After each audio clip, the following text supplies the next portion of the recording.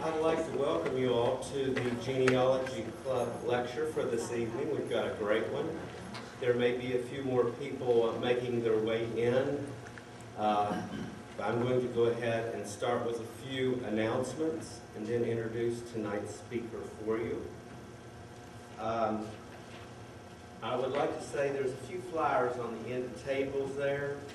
One looks like this. Now we have a Tuesday night presentation also. It's the first Tuesday of each month. This is the second Thursday of each month, which is the Genealogy Club lecture. The other is the historical lecture. Now, coming up for the Tuesday night presentations, we've got some great ones. Slavery in the Ohio and Kanawha River Valleys. It's by Dr. Phil Stern. It's October 11th, 6 o'clock right here in the library, just like this. On November 1st at 6 p.m., we will have History of the West Virginia State Police. And that should be very good as well. For the Genealogy Club, we've got some great ones coming up as well. We have October the 13th. I think this one here is very unique and will hold an interest to quite a few people working on their genealogy, because I don't think anything quite like it's been presented in our area. Nancy Sparks is going to present disease ailments, DNA and inherited diseases. I think that sounds extremely interesting, and I do not know exactly what it will be, so I'll be anxious to see that one myself. Kitty Bond Cole is with the Church of the Latter-day Saints, and on November the 10th, she is going to present the new features available on the Family Search Fund. I think that'll be great for genealogists. January 12th, we have Jim Mitchell from the museum. He's going to do West Virginia glass in the same state museum. Like, he'll have all kinds of the West Virginia makers, and I think it'll be really nice to see all the different companies, and he'll have artifacts as well, I'm sure. Now, I'd like to introduce Rick Greathouse as one of our patrons, and he wanted me to introduce the 17th Annual Genealogy Fair, which is scheduled for Saturday, September 24th, 9 a.m. to 3 p.m. at the Heritage Park Community Building in Spencer, West Virginia. It's the Roane County Genealogy, and he said available for sale, and they're really excited about this, will be 1903 farm maps. Shows farm plots for Roane, Calhoun, Ritchie, and other counties, and it was created, these maps were created by the Oil and Gas Company. What was the dates and time on that again? That is September 24th, 9 a.m. to 3 p.m. at the Heritage Park Community Building in Spencer. Many people selling their books will be there as well. On December the 5th, we have our showcase. And it'll be starting at 7 here in the Archives Library.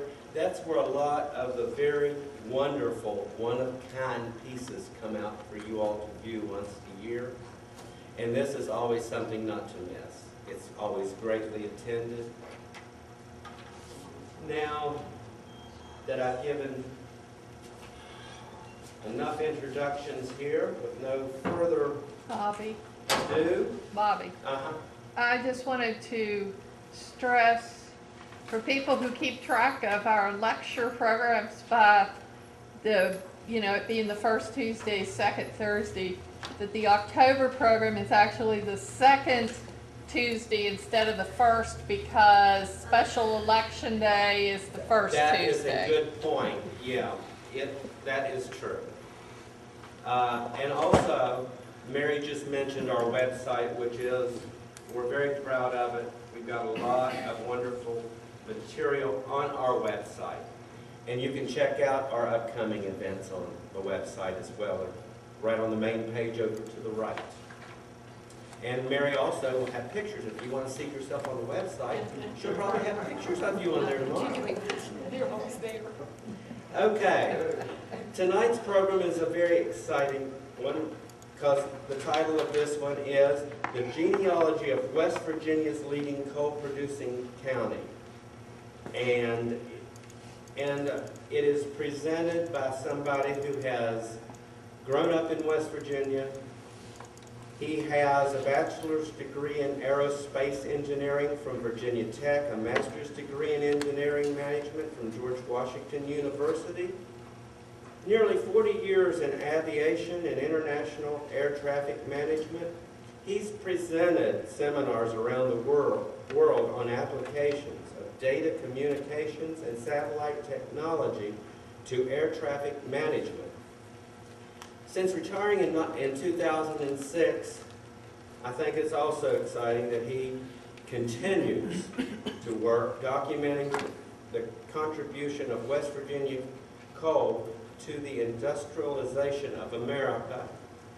And I tell you, he is certainly a true West Virginia treasure when it comes to his contribution to our state. And 3 wonderful books that you see here are for sale, and if you want a signed one, it would be a nice night to get one.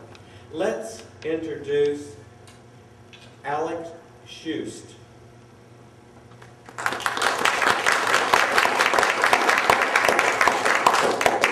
Thank you for that.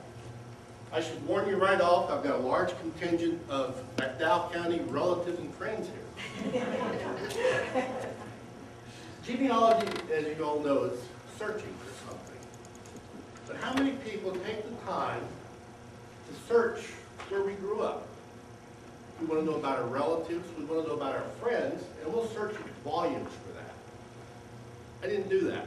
Actually, I did do that, being a second-generation American. But what I got into was researching a county. Why did it develop? Who developed it? What problems did they run into? And out of that, we produced 3 books, all of them different, but all about McDowell County, West Virginia, which remains today West Virginia's leading coal-producing county. Even though its production of $4 million a year is pretty far behind what it used to be. At one time, it produced over 28 million tons of coal a year. Now it's producing about 4 million tons of coal per year. Boone County is producing about 30 million. First book came out in 2005. $1 billion coal field came out last year. And it's almost an encyclopedia of the county, but it goes into so many different things. McDowell County, for those of you who don't know it, is the most southern county. Its heritage really is as an Indian hunting ground in the Shawnee. In the 18th century, 19th century, the farmers from Tazewell County started bringing their livestock over, grazing, and eventually moved in. But quite frankly, there were large impediments to developing the county. Eventually, coal operators developed over 125 communities. I'm sorry, 106 communities of the 125 that you can find on some maps. Many maps don't provide you much of anything. Mining Pocahontas coal built McDowell County. Pocahontas coal is a special coal. It is so far down at the bottom seams out of all coal in West Virginia. It is so pure that people wanted to use it for the Navy and everything else. And this is what started developing McDowell County. 1873, the coal lands were partially surveyed. People knew there was coal there. Thomas Jefferson sent a survey party back in 1749 with Dr. Thomas Walker. He documented, there's coal here on the tongue. And so people kept looking at it. 1883, they actually shipped the first coal from Pocahontas, Virginia. And we'll get into all of this stuff as we go along.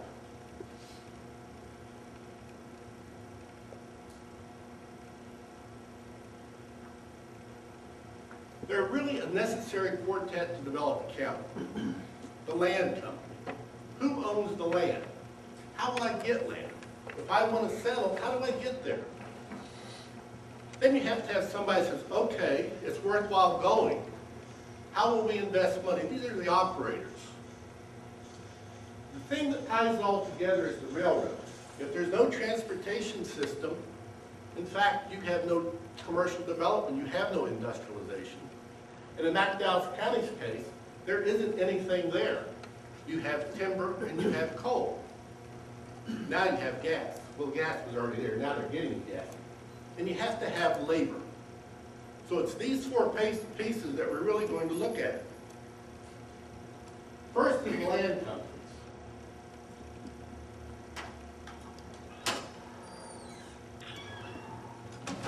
McDowell County, unfortunately, was caught up in the great land grants of 1794. After the Revolution, the governor of Virginia was handing it out large plots of land to those people who had helped during the Revolution or those people who could afford it.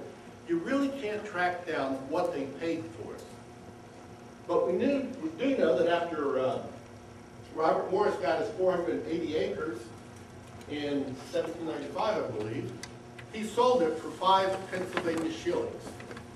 Now, I don't know what 5 Pennsylvania shillings are worth, but I don't think it's that much.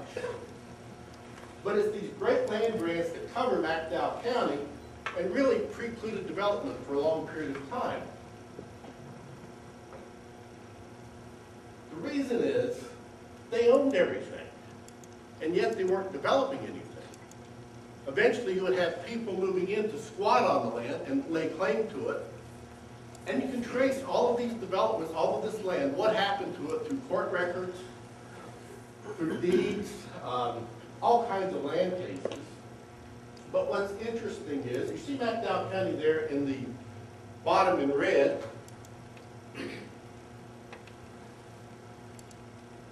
And you see it's almost contained by these 2 land grants. This land grant here, you can't find anything on it. It's supposed to be 300 acres.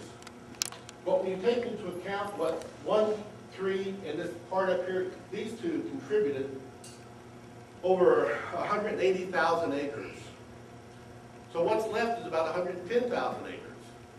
And all of it was bought up through tax sales and other such things.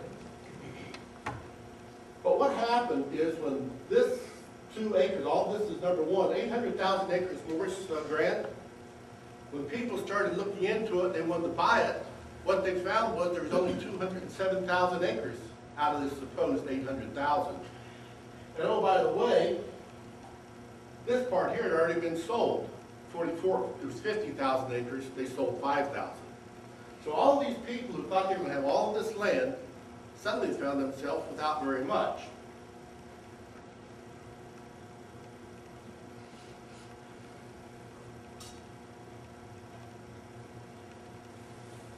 In 1873, the one grant has changed hands so many times that it's owned by the Maitlands of Philadelphia. After the Civil War, Jen Hotchkiss hired Captain Isaiah Welch to go survey this land for the Maitlands. And he does. He calculates it has an area of 480 square miles. He calculated 307,000 acres. Actually, other surveys had calculated 273,000. What was carried on the deed books was 273,000. 2/3 of the land had coal. Estimated 1 foot acre would yield 1,680 tons. They estimated 1.8 billion tons of coal on just this one land survey. But the fact is, only 30,000 acres lays in McDowell County, and the other 240,000 acres lay in Raleigh and Mercer County.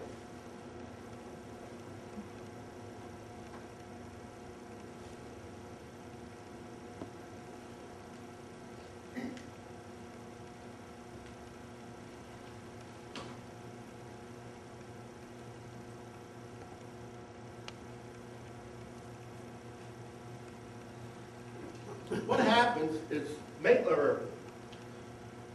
the Welch report gets back to Philadelphia, and all of a sudden you have the Philadelphians, people with money, who are very interested in this because of coal and because of timber. So they organized the Norfolk and Western Railway in May of 1881. At the same time, another gentleman by the name of Thomas Graham is organizing his own railroad and his own coal company. Southwest Virginia Improvement Company. Well, the Norfolk and Western people get together with the Grand people, create this Southwest Virginia Improvement Company, which now has 40,000 acres. Approximately 10,000 acres in McDowell County, some in Mercer County, and the rest in Tazewell County. They decide they'll open a coal mine at Pocahontas, Virginia, and indeed they do. And the first coal is shipped from Pocahontas, Virginia in 1883. The problem is, in Tazewell County and Mercer County, that's just the edge of the great coal field. All the coal lays over in McDowell County. The other problem is all these Philadelphians had brought all the coal lands in Mercer County, Wyoming County, and Raleigh County. So they're kind of missing out on what's going to happen here.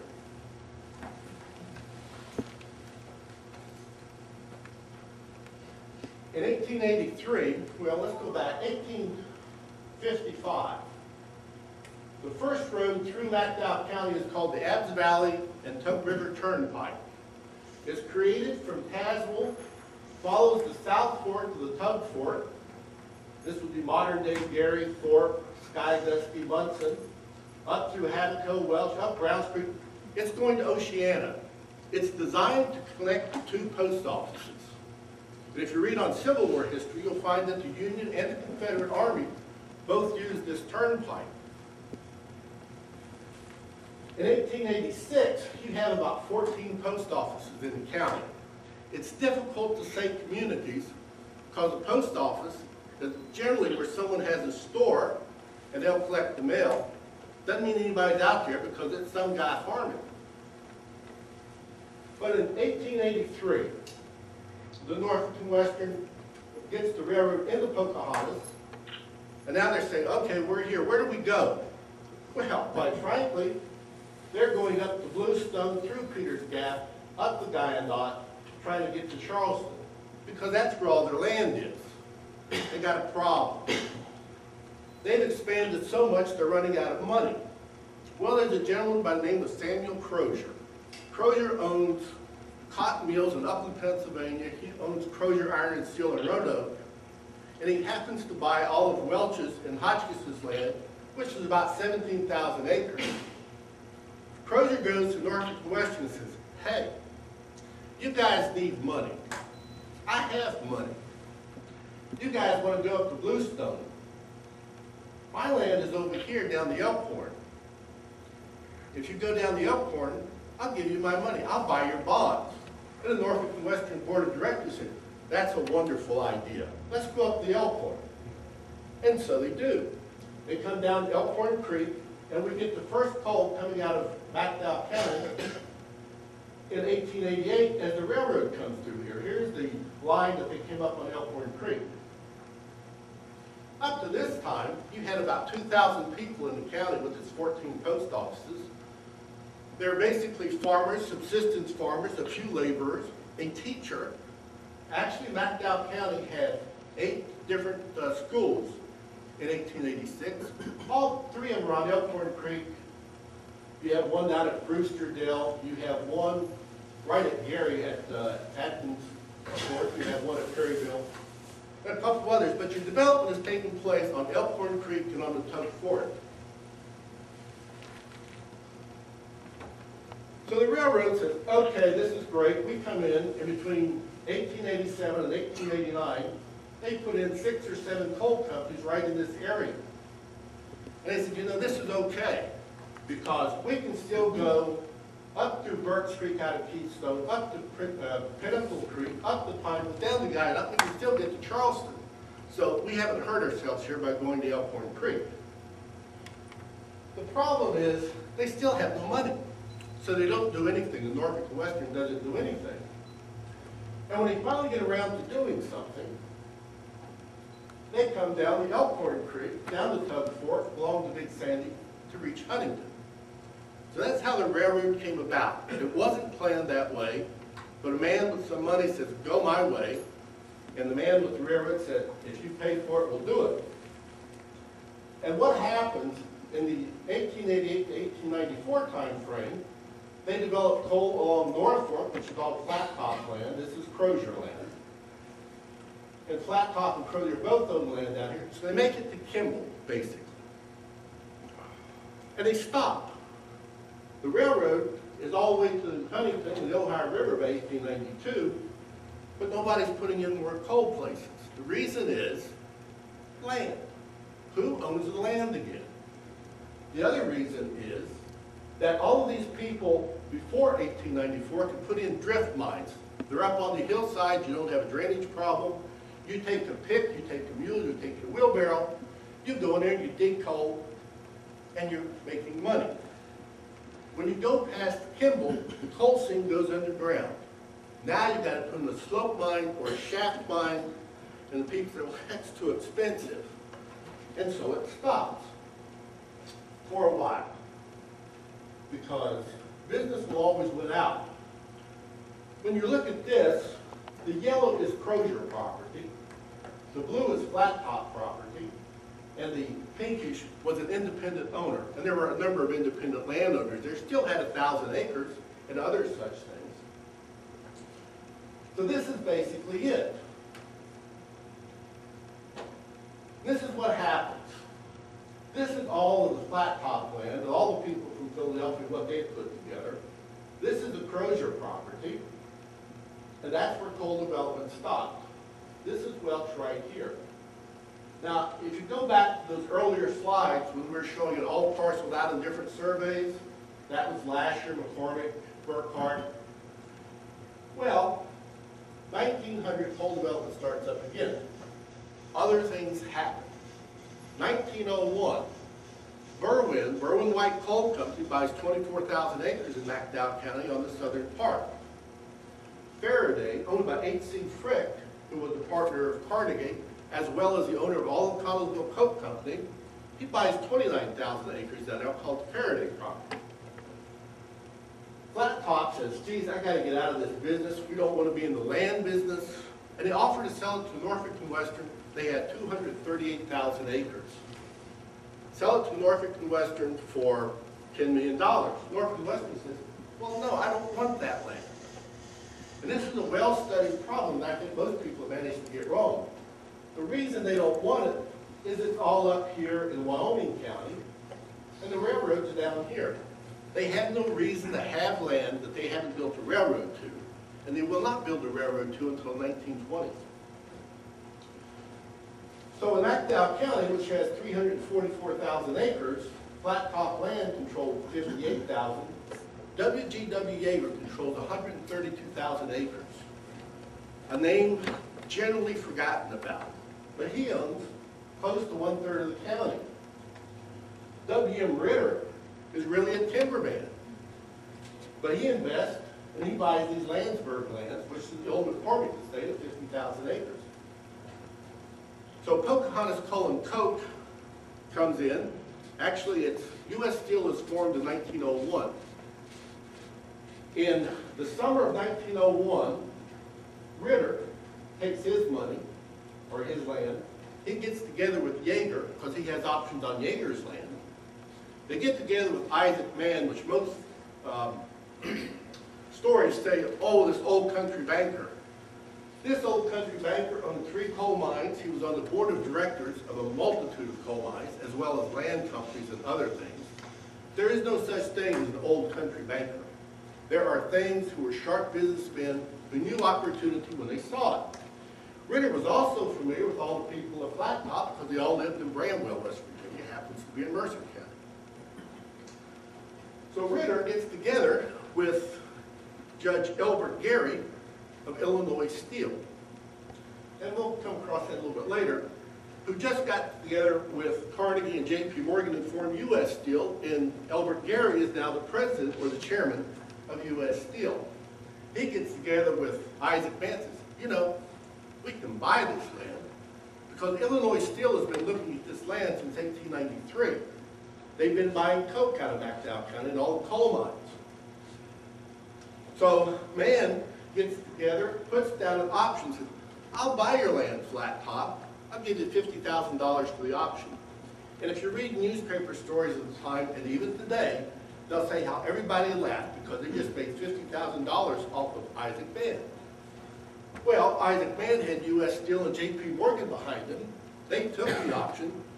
They ended up buying all the Flat Tops land because it now included all of Ritter's land down here, as well as Yeager's land right there. Now you've got something. They just bought up, 187,000 acres of McDowell County. So Isaac Mann and this land co-op, Pocahontas Coal and Coke, owned half the county, or control half the county, through mineral and rights, fee rights. Well, what that means is, Pocahontas Coal and Coke now owns this piece. And this piece over here, and you've got Carter came in 1903 with 12,000, Berwyn's down here. This land that was stocked up here, Tug River Land Company goes in and starts buying it. More importantly, is in order, okay, so we have Pocahontas Coal and Coke, that's October. Now they go back to Norfolk and Western and say, well, how would you like to buy our land? And everybody said, well, why would they do it now? It's real simple. This is the part that everybody misses. Berwyn could build his own railroad. He's out of Pennsylvania. He owned all kinds of coal mines and railroads and railroad cars. He's down there. If Illinois Steel gets this piece, U.S. Steel can build its own railroad. Norfolk and Western say, I don't want competition. So let me buy the land. And there was another contingency on them buying the land. He had to lease this 50,000 acres to Illinois Steel of U.S. Steel. And that's how U.S. Steel got into McDowell County, and that's why Norfolk and Western bought the land. And that solved most of the land problems of how we're going to do it. Well, then you had the coal operators. Coal operators have been there since 1888. And people can't think of coal operators as some big corporation. It's not. It's individuals. Individuals who are able to come in and lease land. Lease 1,000 acres, 1,500 acres. The land company doesn't want to lease them more than that because they want them to mine that land. They're going to lease that land for royalties, not for money up front. And if I lease you too much land, I can't get another coal company in here to work the land. So I'm trying to maximize the royalties I'm getting every year. So it really comes down to about 1,000, 1,500 acres. But if you form another coal company, you can lease more. So you suddenly get a lot of coal companies owned by the same people under different names, but running 1,000 to 1,500 acre leases. One of the prominent ones is Lynchburg Coal, which was located at Kyle, West Virginia. They were the first ones in there. Well, when the Norfolk branch opened up, they started Gilliam Coal and Company. It was the Gilliam brothers and bankers from Lynchburg, Virginia, who actually owned the Lynchburg Coal and Coke Company. So these are the things. The other thing that got in with the Norfolk and Western, we want to make sure you're going to invest money. So build coke ovens. And another thing that gets in here, which we aren't going to discuss, is the fact that you get coal cars, 1.5 coal cars for every coke oven you build. So now everybody builds coke ovens, but they aren't producing that much coke. But because they have the coke ovens, they get coal cars. Later leases, the operator has to pay the land tax. The land company actually has its own engineers and specifies the mining method. You don't get to come in and just dig. The mining company tells you what they expect from every acre, and if you don't produce that, then quite frankly, they take royalties on it anyway. So they wanted to have a thorough, proper mining method. And it gives rise to what became known as the room and pillar method of coal mining. It's developed by individuals. You have hundreds of different people in there, put together a company, get some capital, go in and create a coal mine. You really don't have corporate development until after 1900. Now the operator isn't somebody just digging coal. The operator has to come in and create a community for his miners to live. So he's going to lease or buy the land, hire the employees, buy the equipment, build the operation. You've got to build power plants, temples, coke ovens, shops, head houses, mines, stables. You've got to figure out how you're going to get supplies in to feed all these people. you got the contract with the railroad, market coal, build a community. So it's not just some person with a wheelbarrow and a shovel. That's the way it starts. But over time, they will build communities. Many of those communities still are in McDowell County, although not quite in the same shape as they were in the early part of the century. When you build a community, it's going to be, what do you need? Housing, boarding houses, company store, recreation. They'll go all the way down to ball fields, sewage systems, water systems. Although early, if you lived next to a creek, that was your sewage system, and was that until the 1950s. Gary, West Virginia, January 1903. You see, they aren't the first ones there. There's already people here. There had been. There was a store there, the parish store. You had houses. And the school was located, just up here a little bit. This is the first thing they built as a clubhouse. And then they start putting in their other houses. This is Gary, West Virginia, 1920. And you can see what 17 years does. You now have a community. You have brick buildings, banks, churches, multitude of houses, and eventually you'll have close to 2,000 people living here. And this is only Gary number 3 of U.S. Steel. There are 14 mining operations. Others weren't quite as big because this is the main office is here. This is the Gary Bank, the barber shop, the post office. And so there's much more here. Plus, everybody knows that the supervisors live on the hill, and there they are. United States Steel used 52 different house plans. So when people talk about these little shacks that people lived in, not quite the way it was. You start off with probably a shack of some sort, a little cabin, a log cabin. But in the end, they replaced those with bigger houses. This is the most popular house plan in Gary, West Virginia, or U.S. Steel, plan number 13, and it had about 10 different variations. I grew up living in one of these houses. They started off with plan, well, obviously plan 1 was 2 rooms, but eventually, this is a pattern that they use for all of their communities. They built this in Lynch, Kentucky, when they built Lynch, Kentucky. Same sort of house plans. In 1915, the Miner's Pocketbook is now telling you how to size a community. When they originally came in, you can find the plans for the original communities in Gary, and probably other places, that laid out how the town was going to look. 1915, they started looking at, well, how many employees do I need for desired tonnage? They figured out, okay, well now I don't have quite as many immigrants. I used to do 0.99 rooms per immigrant, but geez, this is 20 years later. The immigrants have become Americans as their children grow up. Now I need 1.85 rooms per person. And so this is how they actually size Lynch, Kentucky. The other thing is, this basic house plan number 29, you've got 9 different variations that you can do. And this, I think, is one of the least studied parts of the coal fields, is coal field architecture. Because it is so unique and unusual with what they did with what they had. The company store. And this is about 1945 at Gilliam, West Virginia. This is probably about 1920 at Gary, West Virginia, after it's already had an addition here and an addition there. So the company stores vary by the community that they're in.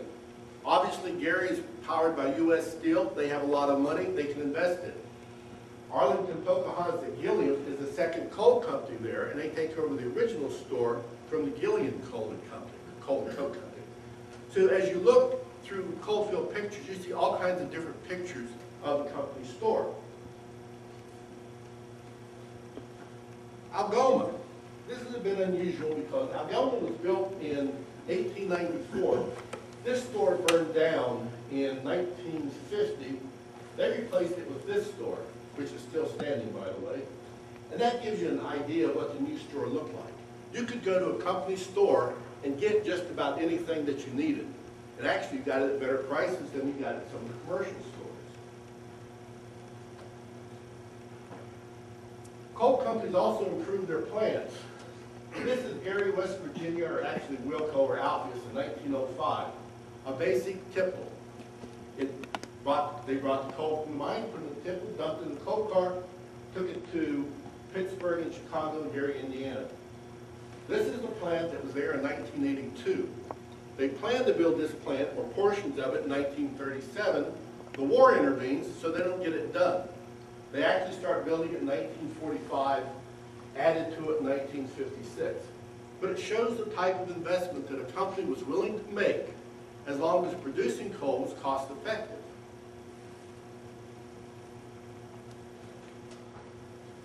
County growth followed mine development. This is the original Wilco in 1900. I told you about the store and the barn. That building was there when U.S. Steel moved there in 1900, 1901. The last company, or last community built in McDowell County was Munson in 1947. 27 houses, 2 clubhouses, gas station, and store. It was the last large mining community opened by U.S. Steel or by anybody else in McDowell County. So now you take it that your first community, coal community, is going in 1887. 60 years later, they're still building on communities to get to the coal.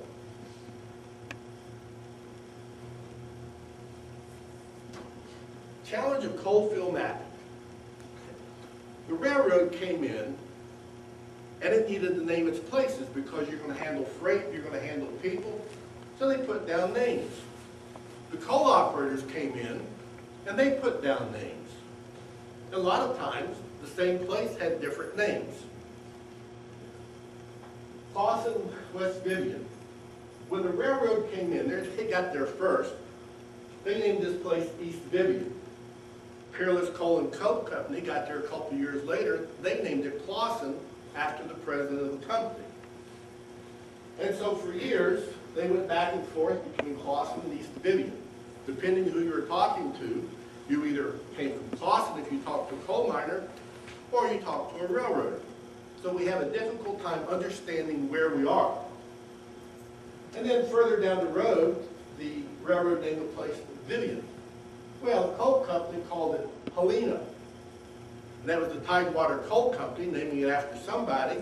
And after a period of time, they said, well, nobody knows who Helena is. Let's change the post office name to Tidewater. And further down the road, if you're at Kimball, that was originally called Totten. And then they changed the name to Norwood. And then the railroad came through and called it West Vivian. And that went on for a while, except in 1893 they called it Kimball. So again, if you're going to Kimball, you have to know on the railroad you're going to West Vivian. And if you're local, you're calling it Norwood. So this is a mapping problem. And when you hear people talk about different things in different communities, you have to know which period of time you're actually talking about. Currently, Tidewater has disappeared into Kimball. Vivian is still there with its store and the school, and everything else is called Kimball, which is the next everything. And this is my most favorite thing. The town that never was and still isn't, but it's on the maps. In 1901, Short Creek Coal and Coke Company created a post office with the name of Florence there. In 1906, the Pittsburgh and Ohio Coal Company takes over the Short Creek Coal Company, and so they're obviously called Pando. Well, the railroad comes through and says, oh, okay, we'll call this Pando Siding. That's okay, it's Pando. 1913, the new Pocahontas Coal Company changes the name to Deegan's when they take over the Pando Coal Company. Well, nobody really says anything. Okay, so we've gone from Lawrence to Pando to Deegan's. 1924, Monarch Smokeless Coal Company changes, they buy the company. They change the name to Monarch. The post office says, well, we don't like Monarch because we already have a town called Monarch up in Kanawha County. And then suddenly, the Norfolk and Western wakes up and says, you know, we never liked Deegan's. That name is too close to Dingus over in Mingo County. So they all agreed to change it to Mohegan.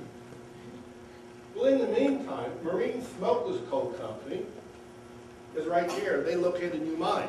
They want to be called Marine.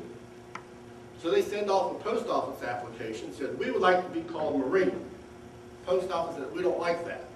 Somehow, and I've never figured out how, the post office names the place Jaberna. So now the people at Marine have a post office named Jaberna. But when they make maps, they call the place Pando Jaberno. Jaberno never existed. Pando went out in 1912, but that's what's on the map, and you don't find Marine unless you're in McDowell County and look at the map, it will say Marine. So this is a challenge that we still have with map making. The myth of the absentee landlord. People always talk about the big corporations that were there, how they never really had people that lived there, they just took the land. False. The people that came into McDowell County, Mercer County, Tazewell County were individuals who created coal companies. They worked them as individuals. Now, over a period of time, they consolidated. 1904, James Elwood Jones' father, Jenkins Jones, created the Pocahontas Consolidated Company, Pocahontas Consolidated Company, where he combined his Castle Creek mines, his Rolfe mine. He had bought the Shamokin mine for $650,000 in 1904, various others. In 1908, they then buy the original Pocahontas mines, which by this time is called Pocahontas Collieries Company. The whole thing is called Pocahontas Consolidated Collieries Company. They have about 15 mines. But the point is, every one of them were from those counties. They had come in with their pick and shovel, and they remained there, and they lived there. James Elwood Jones, son of Jenkins Jones, graduated from Columbia School of Mining, was a known inventor. He lived at Switchback, West Virginia, all of his life. He died at Switchback, West Virginia, playing poker, as a matter of fact. But in between, he was the general manager of this whole Pocahontas Consolidated Collieries Company. 1907 set up the Pocahontas Fuel Company as their marketing arm. First company to do that. Other companies had tried. They were now big enough to do that and wrest control away from Pocahontas Company. And one of the things you learn, half the stuff down there is named Pocahontas Coal, Pocahontas Company, Pocahontas something. Everybody wants Pocahontas because it's such a valuable trade name. And it becomes protected by the Supreme Court in 1932. If you wanted to call yourself Pocahontas Coal or selling Pocahontas Coal, you had to be in specified boundaries, which the Supreme Court laid out. Anyway, coal owners also served as county commissioners. They were elected, but geez, when you control 2,000, 3,000 votes, it's not that hard to be elected. But in general, they did good things. They built the highway system, they built the high schools. In 1924, they created a free dental clinic for all the children in McDowell County. First county in the United States to do that. Some cities have tried it. Now, they weren't all that altruistic to doing it. They determined that poor dental hygiene caused illness in the family. Illness in the family transferred to illness of the minor. So geez, let's fix the kids' teeth and we'll have a better, healthier mining force. This ran in about 1950s, free. Made no difference who you were, white, black, foreign. You got to go to the free clinic. And you'll read stories about the school teachers in the mountain schools bringing their kids down to these free clinics. They would take the trailer, park it at the school, you'd be there for 6 months. Anyway, James Elwood Jones paid the highest income taxes in 1924. In 1930, part of the campaign slogan was, "Make him spend it all," and he lost the election. He was a Republican, by the way. Now, the other thing that's happening, on land that the coal companies don't own or can't get a hold of, you get commercial development. Clark, Norfolk, Keystone, Kimball, Welch, Davie, these became incorporated cities and were commercial centers. Keystone was the leading commercial center in McDowell County until 1920 or thereabout. The railroad played a more important part than most people would think. It was more than a railroad. It marketed your coal, it bought your coal, it marketed it, it created the export market, it was landowner, transportation system, major employer. when the coal fields first opened, the railroad came in and said, I will buy your coal, and I will sell it, and we'll agree on the price. They agreed on the price up front.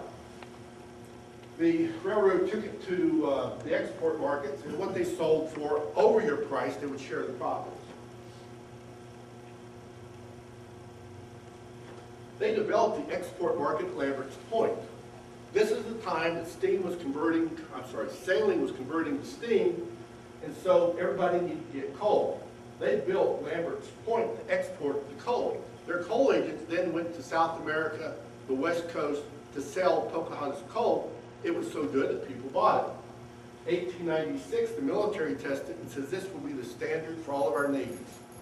And they were selling coal to the British Navy, the German Navy, the U.S. Navy, and this goes into about 1925 when you started getting more oil-burning ships. They went west. The railroad, once they were open, you had all of the Midwest market that didn't like Connellsville coal because it cost too much. So they're out there now selling Pocahontas coal. This is where Illinois still gets involved and buys up most of the product until they get their own property. N&W bought Pocahontas Coal and Coke on December 31st, 1901. They now control over 50% of the land, and this is what makes them a land company, and they still exist today as a subsidiary of the Norfolk and Western. Some of their land they've been selling off as it gets mined out. They published their first map of the coal districts in 1907. These two right here is what's considered the Pocahontas coal field. This is Pocahontas coal, Tug River coal, Thacker coal, War Eagle, Clinch Valley. So they were very much instrumental in developing the county. Besides that, it's a transportation system. This is the only way that you have to get around. And not only is Gary so important to U.S. Steel, the railroad opens Pullman service between Gary and New York in 1905. Not between Gary and Chicago, not these other places, between Gary and New York. And even as the rails were going down, the post office would move in and say, okay, you now have to carry the mail to that community. That's what this says right here. This is October 24th, 1892. The post office by the name of McDowell in McDowell County, West Virginia, has been established between the office of Kyle and Algoma, and it'll go on to state, you now have to carry the mail there at this certain price. So between passenger service, mail service, bringing in the freight, and other such things, as well as transporting coal. This is the system that ties everything together. It's also a major employer, because you have train queues, yard queues. Everybody that's operating this railroad generally is living in McDowell County. The other important component is labor. Obviously, if you don't have labor, nothing works. Where did it come from? You have to think, 1883 is when the coal field opens. That is about 17 years after the end of the Civil War.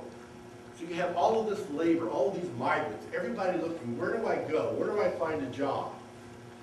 And then the railroad's coming in. The railroad has got all these workers. Well, the railroad is built in 1892. Where do the workers go? All of these coal companies are there saying, I need workers. And so you had a ready force. The workforce had a place to go when they were laid off. And then we have the immigrants. If you go downstairs to the museum, you'll hear them talking. West Virginia was labor poor. And it was. There weren't enough people to work. And you find the coal companies going over here, stealing some money, giving them a shovel, a pick, charging it off to a credit account in the credit store. Wake up the next morning, the man's taking his pick and shovel and gone up the road to someplace else. And they couldn't go after them. They didn't know where they had gone. So immigrants dominate the minor census in 1907. What they're finding in the 1900s, so many accidents are caused by immigrants. They don't understand, they can't understand the language, they don't understand what you're telling them. And all they care about is, you know, you're making money, you're digging coal. But over a period of time, your immigrant force goes down, your white American force goes up. This is kind of one of those places where statistics tell you the truth and lie to you at the same time. Yes, the immigrant population went down because of the census. As your children are born in America, they're Americans. So even though you're living in a Hungarian household with 8 others, and you're eating cabbage rolls and other such things, you're considered American. You probably never spoke English until you went to high school or grade school. So that's what happens here on this population chart. The other thing that happens, and even more meaningful, this is 1912. I'm sorry, go ahead. 1903, 1900, they're having so many accidents by immigrants. In 1907, the West Virginia Department of Mines said, we need to take a census of the employees we have by nationality. And so they do. They start in 1907. But if you look at the 1907, you'll find 2,000 unknown. By the time you get to 1912, you only have 16 unknown out of 16,000 miners with respect to nationality. And so that gives rise to all the different languages used in the mines. But what's more interesting thing here in McDowell County is your population is evenly divided. 33% white American, 33% Negro, 33% foreign. And you can break your foreign down further. And in a year that you would look at it, it's somewhat similar. These particular numbers would probably change as the demographics change. You're predominantly Hungarian and Italian, but you really have to think of Slavish. These are people from Eastern Europe. Country boundaries change so much and so many, it's hard to understand what they actually were. And when you're out researching your families, if they came from a foreign country, if you're out of Eastern Europe, you'll find that the boundaries change. Now, my grandparents grew up in Belarus. The time they came to America, that was under the Polish kings. They're all listed as Polish. But we know better because we've been there. This is a terrible chart, but it's an important chart. Because what it tells you is how towns and communities develop. You notice the first communities, or where the railroad first came in, let's say from Mayberry to Kimball, you're looking at 40% Negro, 32% foreign, 28% white. When they start developing the U.S. Steel properties and others, you're now 48% foreign. The fact is you couldn't get people to come. They would bring people in on transport cars. They'd announce it in the paper, U.S. Steel. Edward O'Toole announces 50 Hungarians coming in on transport this week, 50 more coming in next week. And if you go back and look community by community, if you go to Switchback in 1912, you find he's got 264 Russians working there, no other immigrants, you say. Guy got 4 transport cars. And that's how you get 264 Russians in Switchback. And so that happens throughout the community. But another important point is out to the west, as you get past Yeager and other places, no foreign population, very little Negro population. That is true today. That basically your foreign and Negro population were concentrated in the first coal mines that were opened. And these out here, completely different demographic. The Free State of McDowell. I showed you that 33% white, 33% black, 33% foreign. That's why they called it the Free State of McDowell. This hospital is actually the second Negro hospital in McDowell County. It replaced the first, which was started by Roscoe Harrison. 1924, Roscoe Harrison, doctor, started the first hospital for Negroes. He was so good, and when Dr. Desmond's came in there, between them, everybody wanted to go to, and they started a white wing in their hospital. And this is very unusual at the time. This is the Negro Memorial Building at Kimball, built in 1928. Welch also had the first memorial building, first World War I memorial building in the United States. And everybody had their bands. This is Thorpe number 11, which is very heavily Hungarian. That is a Hungarian band. But you find on it, Thorpe number 11, U.S. Steel Band, U.S. Coal and Coke. And there's also a black newspaper in the county. The county is segregated, but quite frankly, it isn't noticed. Because Kimball, Keystone, North Fork are very black commercially. The first high schools for blacks are built at Kimball and Elkhorn, which is just up north for it. Another thing is, the coal community isn't just houses. This is Elbert.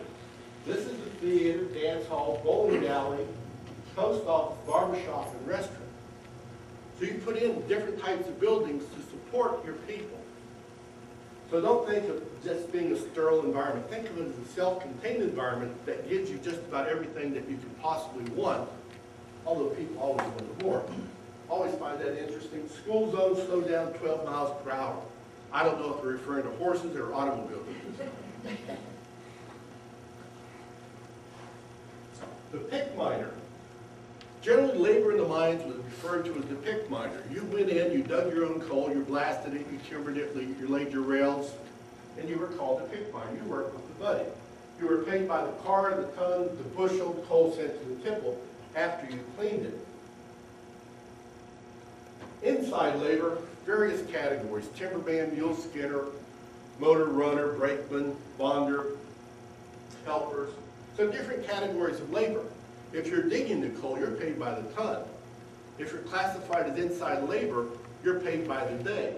You make a lot more money digging coal because it's based on your own initiative of how much coal you dig. Outside labor. Up till the 1950s, everybody was paid by cash.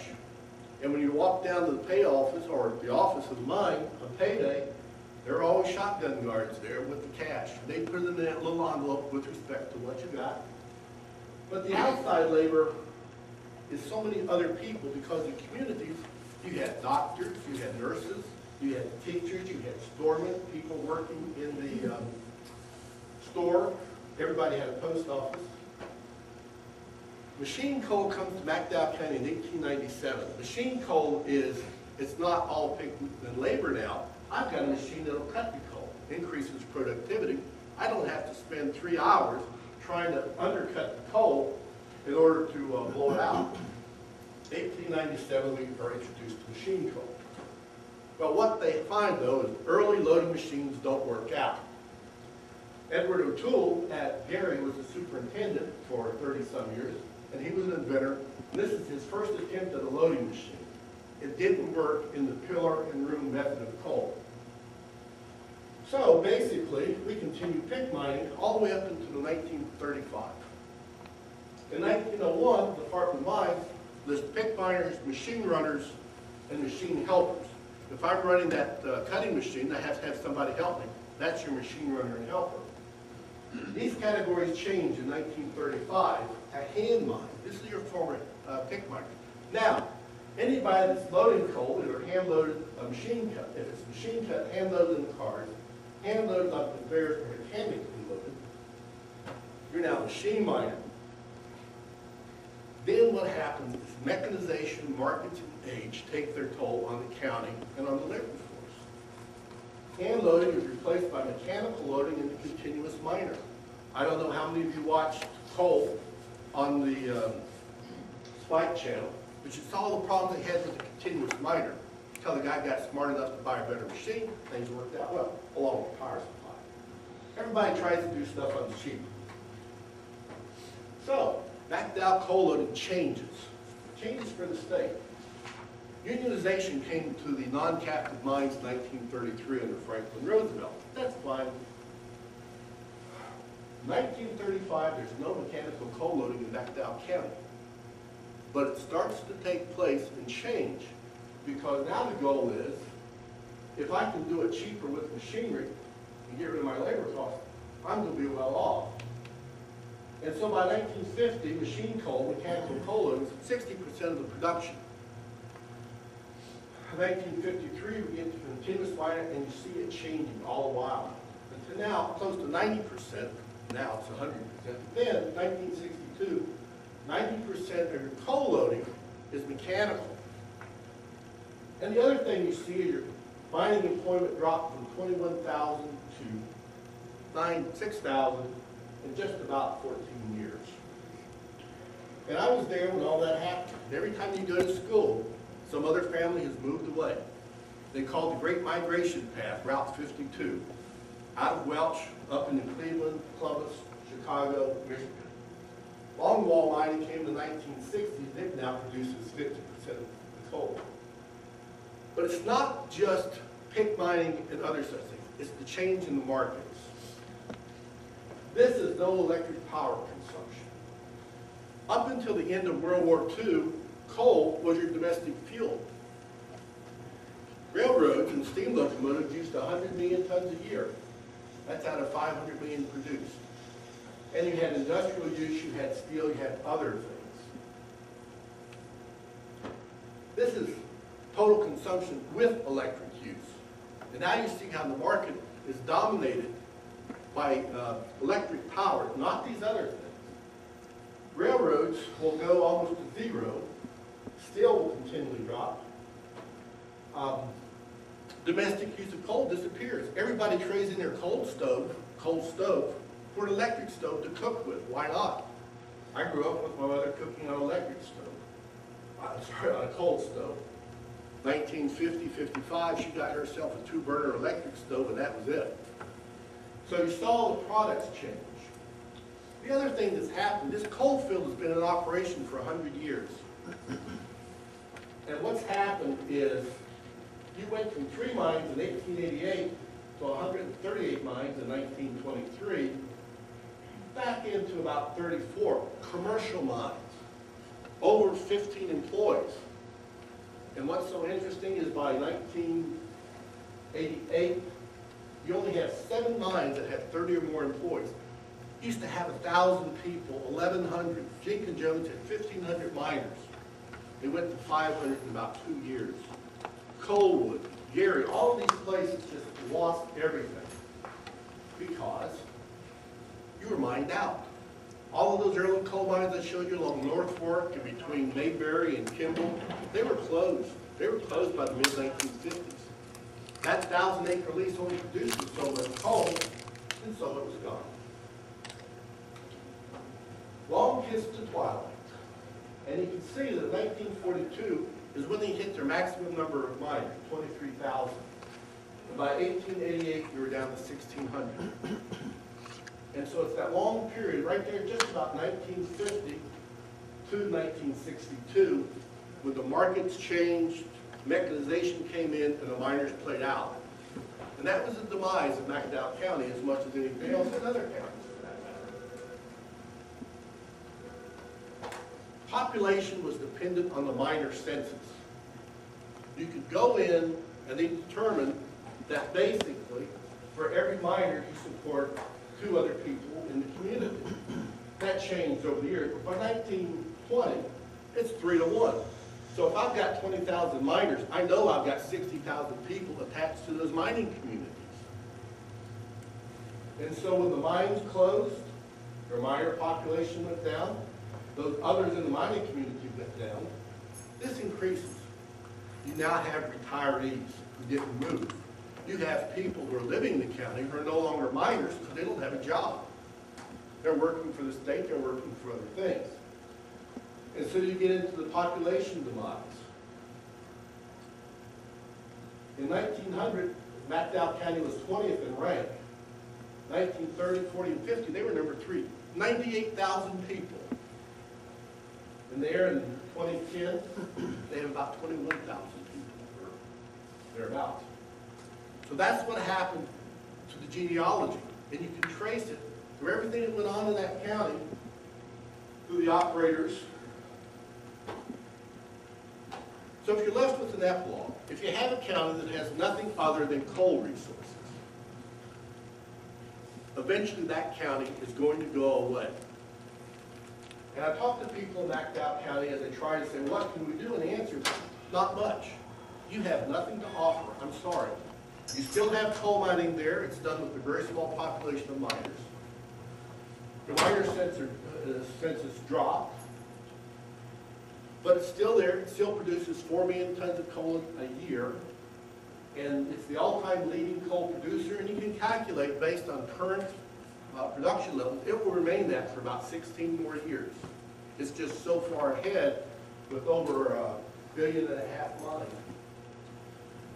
So that's what happens. That is the genealogy of the county. As you look at it, through its landowners, its operators, those people who built the community, your transportation system, and the people who populated it and what happened to it. And I thank you all very much for listening.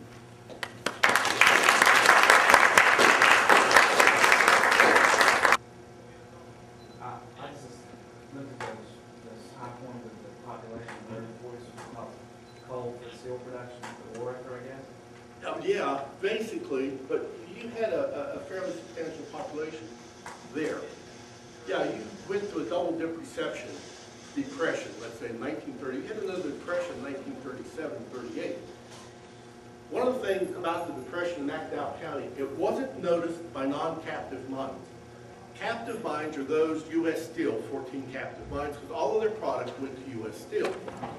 Kingston, Pocahontas, Hemphill, Exeter, Warwick, Marytown, Big Sandy, all of their product went to Copperson because they were a coke producer. So these are your two major captive mines, Eastern Fuel, which was Keystone. Well, if you aren't making steel and you aren't making coke, depression hits you. If you're in the other mines, everybody's using coal. That is your industrial fuel, that's your residential fuel. I still have steam engines, I still have to keep my house warm, I still have to cook. My factories are powered by coal. They make gas from coal. A lot of these things you hear about gas lights in the cities, that is coal gas, made from coal. That is not some natural gas. So you have all of these things that are still going on in the Depression. Someone like Carter out of Coalwood probably increased his tonnage quite a bit during the Depression. U.S. Steel at a place like Number 9 closed the mine down for 8 years. And you figure, well, how do you live? Well, U.S. Steel would rotate their workers. You would get to work for about 6 weeks or 3 months, then you were laid off, and we took off this other contingent. So you might work 3 to 6 months out of a year. And oh, by the way, if you weren't married, you had no job. So that was a way of doing it. They did a lot of other things. They had things called Hoover bills. You could go to the superintendent and get money to go to the store. Superintendent found you buying gas for your car, immediately cut you off. So, I mean, there was a lot of different types of things that went on to get people through the Depression. Anyway, get back to your question. The coal companies had to maintain their labor force because once they opened back up again, where are you going to get your labor from? So there's a lot of stuff that went on that the coal companies would give people seed for gardens. They would help them build cow pens, pig pens, and other such things. Wanted to maintain that labor force there because you're kind of out of the way down there. And again, there isn't a whole lot going for you. So there's a lot of stuff that went on during the Depression. The foreign workers, did they recruit overseas or did they recruit in Baltimore and New York when the ships were coming in? Both. They had foreign labor agents that would go in. You kind of had to pay your own way to get to the United States, but they meet you at the docks.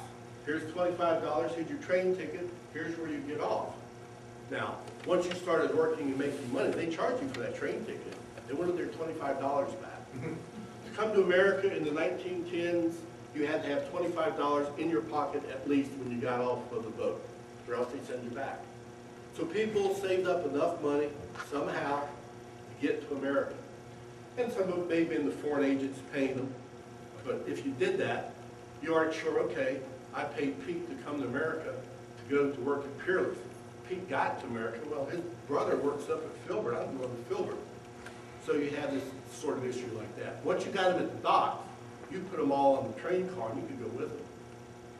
There's a very interesting book called Jews in Appalachia, which talks about the Jewish merchants coming in to the United States into West Virginia. Keystone, by the way, was a very prominent Jewish community. Built the first synagogue there in 1904. They went bust when they went into Prohibition in 1910 because they're also all big liquor distillers and beer makers. Yes, sir. It appears that we're looking at 140 years, a capitalist boom and almost total bust. No, what you're looking at is an industry that depends on a non-renewable resource. So it's not so much a boom and a bust. You know that's going to happen. If you have a gold mine, you know there's only so much gold there. Actually, you don't know that. You hope better. But coal, they could tell you how much coal was on your lease. If you had 1,000 acres, they could tell you what was bearing, how thick it was, determine how much coal, how much ton they expected to get per acre, and they could tell you how long it was going to last based on your production rate. There was a mine there in Ennis, West Virginia, operated by the Quails. He got in there and he mined every bit he could, starting in 1887. By 1920, he was bust. He had mined all of his coal. He didn't care. He opened 3 more mines in Mercer County. So it really depended on what you did as an operator.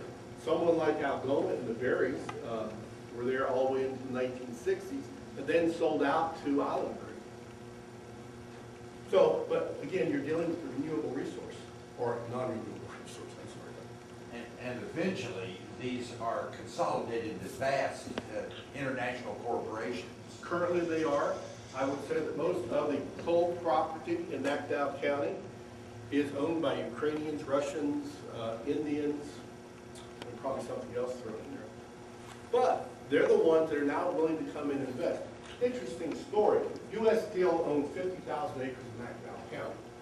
When it turned out, their contract said, I've got to have 50,000 acres of 4 feet or more in coal seam of number 3 or number 4 coal.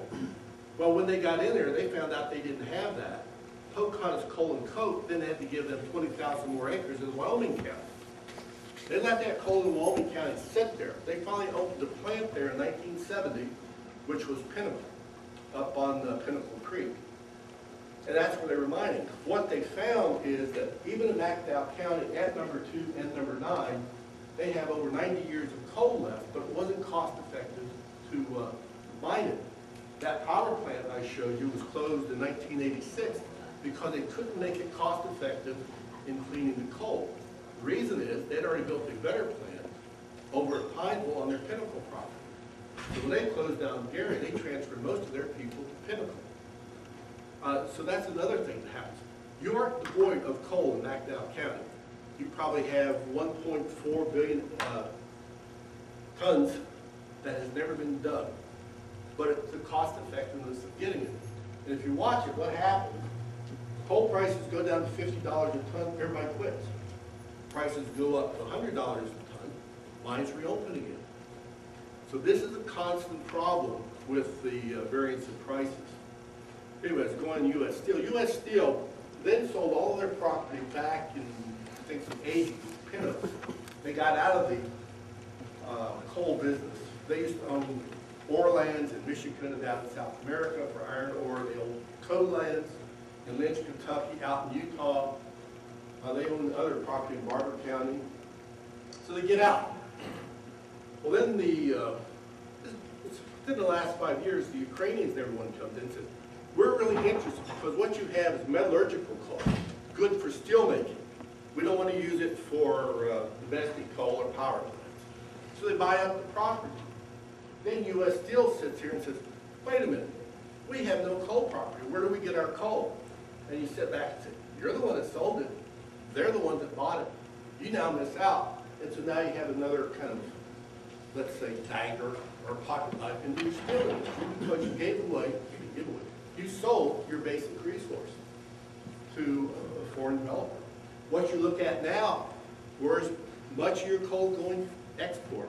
Norfolk and Western and Lamport are just as happy as can be. They export more and more coal every year. And of course, then your steel making here doesn't have it. But the character of steel making has also changed. Yes, sir. One thing you said was that commercial businesses popped up on land that was not owned by the coal companies. Mm-hmm. And I'm wondering why that was. Because it wasn't owned by the coal company. Because they could actually get a place where they could buy a plot of land to build a store. Gary, even though it was generally owned or leased by U.S. Steel, had private commercial enterprises there that had been there that owned that little bit of property, 2 acres, the Perry store. When you go back into the cities, like let's say Kimball, that was a private owner. The Tottens owned that. They didn't sell out. I mean, if you're an astute business person, and people are, they see the railroad coming. They see all these coal operators coming. Some guy said, well, why don't you sell me your land for $3 an acre? And you say, Why would I do that? I can sit here and lease it to everything that's going to come to support you. You had a myriad of stores. See, in billion-dollar coal field, we have put in the plans for Keystone, Kimball, Welch. And you can see the number of land, the land that's there, as well as the number of stores there in different types. You might have 15 clothing stores. You'd have 3 or 4 butcher shops. You weren't dealing with grocery stores then, you were dealing with vegetable stores. You were dealing with drug stores, you were dealing with stores like that where everything was an individual store.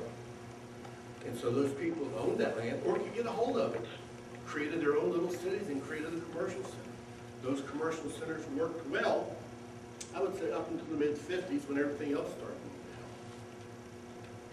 Welch was actually founded by Isaiah Welch, who bought about 300 acres there. They platted the town and sold the lots. Bramwell was the same way. Bramwell still exists. Almost, I shouldn't say almost. Very much a historic city that is intact and is worth visiting. Oh, there's always original people somewhere. Yeah, there are. I mean, you're not going to find someone from 1920. You'll probably pick them from 1930s, maybe some from 1930s. As a matter of fact, a gentleman bought my book on Gary Hollow, and I got a note from him. He says, oh, I lived in your mother's house back in 1924. And so we went back and researched his father. His father was a superintendent. Yes, they lived there for about 3 years. His father died, and they moved out of the house. Then his mother was the telephone operator in the area for about 30 years. So yeah, there are people out there still from the 20s. There's still people there that don't speak English. Oh, you're getting fewer and fewer. My grandmother never spoke English. She said the only English she learned was from cuss words that people cut her out. And she, Russians came yep, they did. They learned. You learned a few things. A lot of different stories about the people who grew up there. I didn't tell you one, but we're talking about town names. I told you about Samuel Crozier when he went into North and Western, agreed to fund them if they go to that Elkhorn Creek. Well, he went with his friend, A.J. Dull, who ran the Pulaski Coal and Iron Company, or Pulaski Iron Company. And Dull had leased 1,500 acres from Crozier on down from a little bit west of Keystone. So Norfolk and Western thought this was great. Got the board of directors. They're naming towns after everybody. Well, here, we have A.J. Dull. Let's name our station at his place, Dole, West Virginia. Everybody jumped up and said, we don't want to be called Dole. They named it Ekman after the plant manager. But it is different things. There are a lot of old diaries, if you can find them, of letters that people were talking about. In the $1 billion coal field, we put in a little bit from the Burke Wright diary, talking about what it was like trying to find workers and other such things. There's a set of letters from George Wolfe, who developed a lot of coal companies down there. He developed the Berwyn properties. He went on to various other jobs within West Virginia. One of my favorite stories about George Wolfe is he's telling about people are now doing their own marketing. Isaac Mann and others, Goodwill. They're trying to figure out how to get into the markets. Berwyn has moved into southern West Virginia, and he owns half of the Pennsylvania Railroad, at least he thinks he does. He owns at least 2,000 coal cars labeled Berwyn, by the way. Well, these guys decided to go to Italy and see if they can see the Italian foreign minister to sell them coal. And they're over there, and they keep trying to see the Italian foreign minister. Can't get an audience. They keep waiting. They're staying in the hotel. One day they're out on the street, and they see these parades, and there's a big army band, horses prancing. And they point to one of the Italian guys. Who's that? He says, oh, that's the king coming by. And the man turns to his friend Goodwill and says, we might as well leave. He says, why? He says, because that's Ed Berwyn riding with the king. But you're always out to these foreign countries trying to sell your coal. And it went on for a long time. I mean, you got into Atwater. You get in later on in the 1905 period, after, say 1907, 1910, you now get coal buyers that are working with different companies. And if you go to the Keystone Manual, they'll list the coal buyers and who they actually rep for. U.S. Steel only sold to U.S. Steel. Carter had his own coal company. Carter had his own radio show on the United States level. I'm trying to think what it was called. I don't know. Can't remember. But it's in Cola. We talk about the people, the things that people did. Carter created his own newspaper for his people. They had a talent show every Tuesday night for the coal community, and then they would broadcast it on Thursday night from McDowell County. So there are a lot of different things that went on that we just never hear about. Anyway, that's one of the reasons I got into this, is to bring out those things of what it was like to grow up in a coal community, so that people aren't left with the impression that we're often left with by superficial treatment. There was more to it than you would ever imagine. It's kind of, everybody I talked to said, glad I grew up there.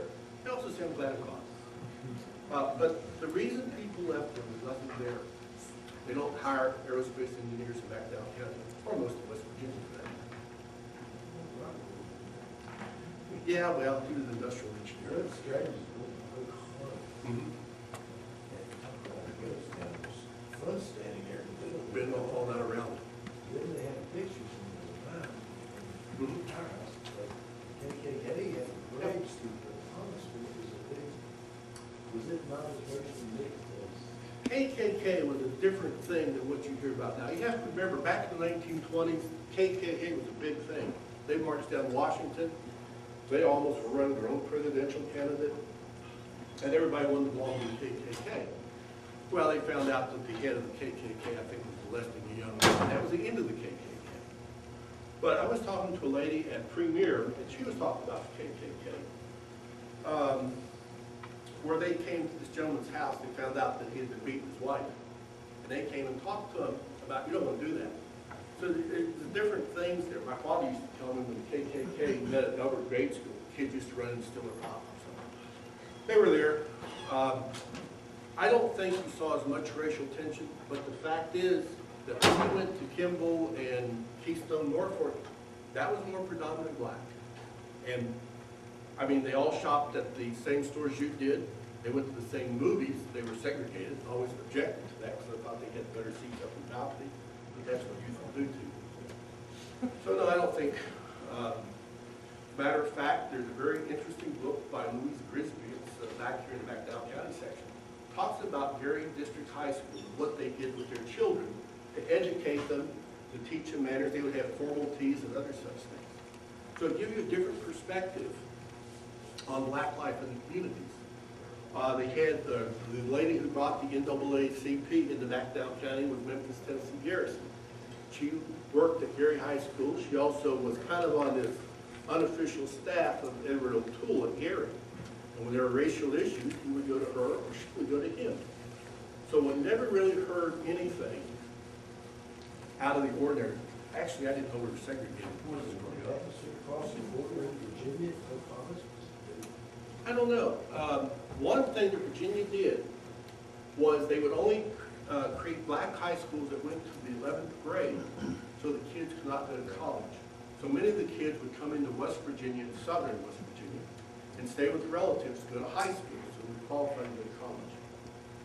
Another one of those, you know, it's, well, the other thing, the Norfolk and Western by Virginia was required to keep segregated coaches.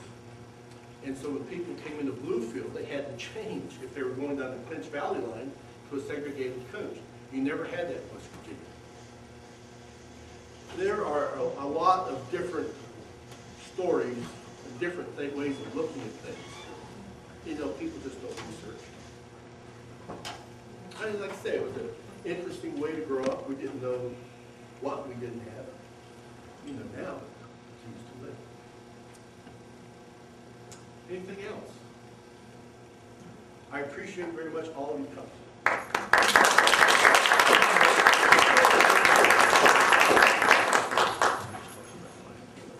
And we do sell books if anybody's interested. If you don't want to buy tonight, we have order blanks. Thank you very much. Wonderful presentation. The books are wonderful. So, if you have any further questions about the books or want to purchase one, Alex Schust is right here to do that. You'll probably even sign his name on it.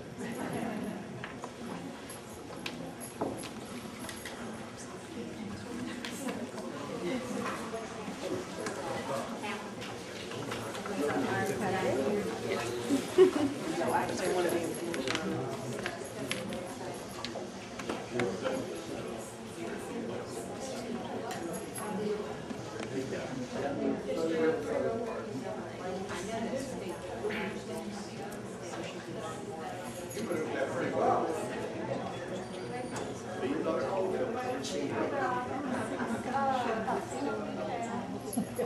1.8.